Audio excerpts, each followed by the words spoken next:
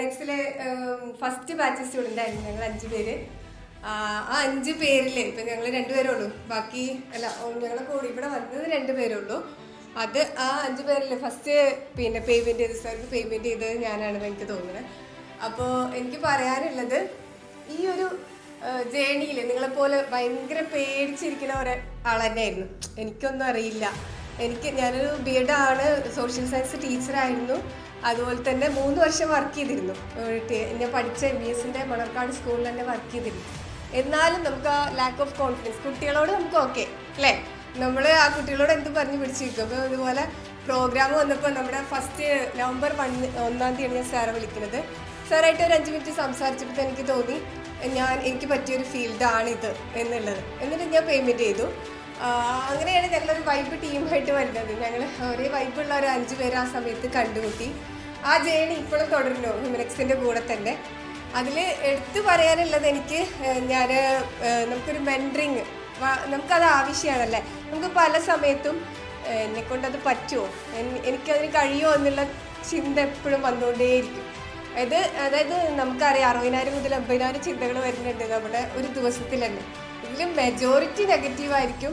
അതുപോലെ തന്നെ റിപ്പീറ്റ് ചെയ്ത് വന്നുകൊണ്ടിരിക്കും, അതെന്നെ വന്നുകൊണ്ടിരിക്കും. ഇപ്പോൾ സാർ ഇതുപോലെ ഇവന്റ് വെച്ച് ഞാൻ പറഞ്ഞു സാർ എനിക്ക് കംഫർട്ട് സോൺ ആയതുകൊണ്ടാണ്. എനിക്ക് 3 മക്കളുണ്ട്, ചെറിയ 3 മക്കളാണ്. മൂത്ത ആൾക്ക് 8 വയസ്സായിട്ടുള്ളൂ, അടുത്തത് 5, 3. അപ്പോൾ ഇവരെ ഇട്ട് എനിക്ക് ജോലിക്ക് പോകാൻ പറ്റാത്തതുകൊണ്ടാണ് ഞാൻ ഈ ഒരു ഇത് തിരഞ്ഞെടുത്തത്. അതുപോലെ തന്നെ എൻ്റെ ഇപ്പം ഇങ്ങനെ ഒരു ഇവന്റിന് വരികയെന്ന് പറഞ്ഞപ്പോൾ എനിക്കത് പോസിബിൾ അല്ല. കാരണം ഈ മക്കളെയൊക്കെ വേറെ ആരെങ്കിലും ഏൽപ്പിച്ചല്ലേ, ഈ മക്കളെയും കൊണ്ടൊക്കെ വരികയെന്ന് പറഞ്ഞു കഴിഞ്ഞാൽ ഇച്ചിരി ബുദ്ധിമുട്ടുള്ള കാര്യമാണെന്ന്. അപ്പോൾ സാറ് പറഞ്ഞു എങ്ങനെയുണ്ട് സ്റ്റേജിൽ കയറിയിട്ട് എങ്ങനെയാണ്. അപ്പം പറഞ്ഞു ഓക്കെ, ഞാൻ സ്കൂളിൽ ടീച്ചറായിരുന്നല്ലോ, അപ്പോൾ ക്ലസ്റ്റർ മീറ്റിങ്ങുകളൊക്കെ ഉണ്ടാവും, അങ്ങനെയൊക്കെ അറ്റൻഡ് ചെയ്തിട്ടുണ്ട്. അതൊരു 10 വർഷം മുമ്പ്.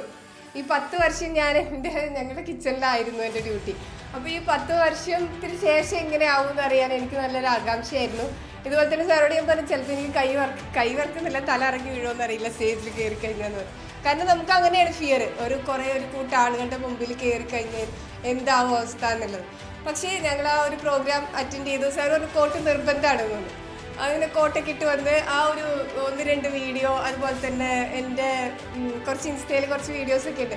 ഇത് കണ്ടപ്പോൾ തന്നെ എൻ്റെ കൂടെ പഠിച്ചവർ, എൻ്റെ കുറേ, അതായത് നമ്മുടെ കോളേജിൻ്റെ ഗ്രൂപ്പുകളൊക്കെ ഉണ്ടാവുമല്ലോ, അവരൊക്കെ ചോദിച്ചു നീ എന്താ ചെയ്യണേ, എന്താ സംഭവം, എന്താണ് സ്റ്റാർ ആയിട്ടുണ്ടല്ലോ, എന്താ കോട്ടിന് ഇത്ര വലിയ പവർ ഉണ്ടെന്ന് ഞാൻ അപ്പോഴാട്ടോ അറിയണേ.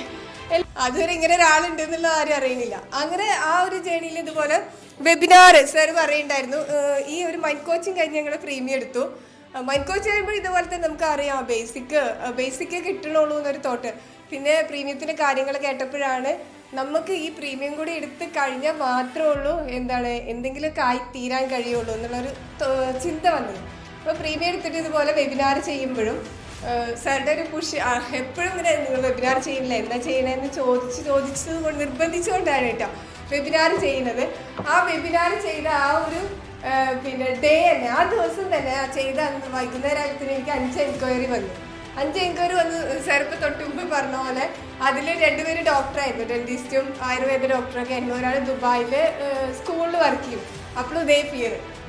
എനിക്ക് സാറോട് ഞാൻ വിളിച്ചു, സാർ ഡോക്ടേഴ്സൊക്കെയാണ്, എനിക്കറിയില്ല അവരോട് എന്ത് പറയുമെന്ന് അറിയില്ല എന്ന് പറഞ്ഞു. ഇപ്പോൾ സാർ നേരത്തെ പറഞ്ഞ പോലെ തന്നെ ഡോക്ടർക്ക് അറിയാത്ത എന്തെങ്കിലും ഒരു കാര്യം ഉണ്ടാവും, അതുകൊണ്ടാണല്ലോ അവർ പേയ്മെൻറ്റ് ധൈര്യമായിട്ട് വാങ്ങിക്കോ, നമുക്ക് ക്ലാസ് തുടങ്ങിക്കോ എന്ന് പറഞ്ഞു. ആ ഒരു ധൈര്യത്തിലാണ് സാർ തന്ന ഒരു ധൈര്യത്തിലാണ് ഞാൻ സ്റ്റാർട്ട് ചെയ്തതും. അൽഹംദുലില്ലാ നല്ല രീതിയിൽ പോകണു.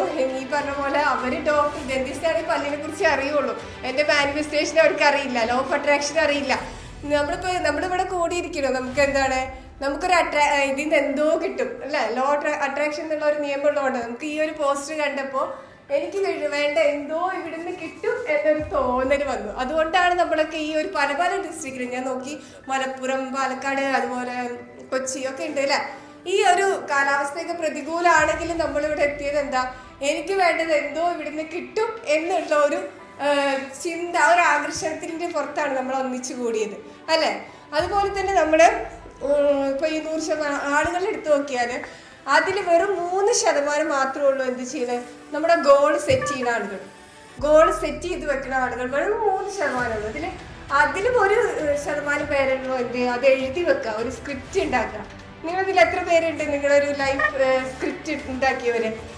ഉണ്ട്. Yes, okay. അപ്പൊ ആ ഒരു ശതമാനത്തിൽ പെടുന്നവരുണ്ട്. ഇപ്പൊ നമ്മൾ ചോദിക്കുകയാണെങ്കിൽ ഞാൻ പറയുന്നത് സക്സസ് ആയവരുടെ കുറച്ച് പേരുകൾ പറയാൻ പറഞ്ഞാൽ നിങ്ങൾ ആരെ പേരുകളൊക്കെ പറയും?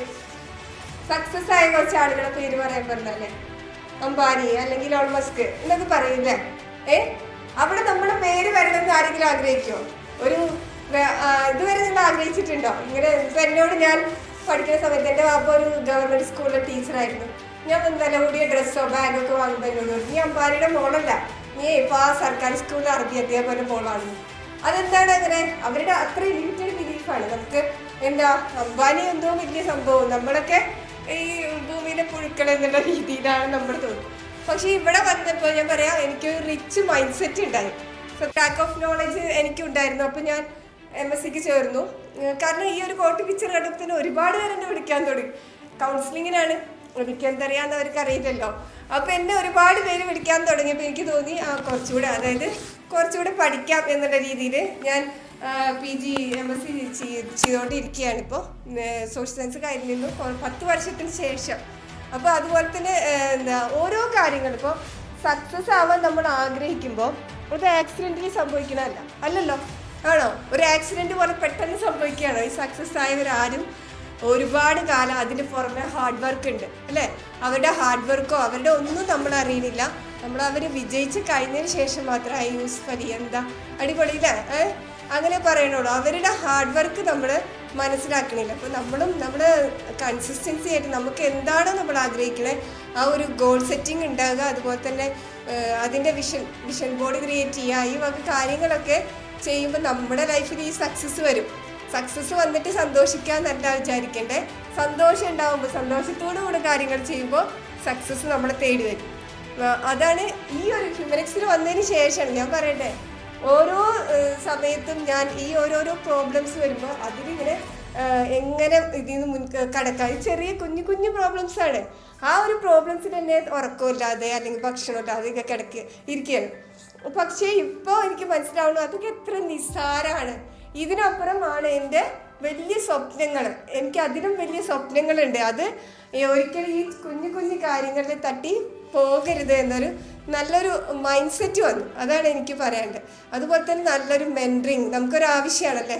നമ്മൾ മുമ്പേ നമ്മളിപ്പോൾ ഡ്രൈവ് ചെയ്ത് പോവാണ് നമ്മൾ പറയും experience is the best teacher.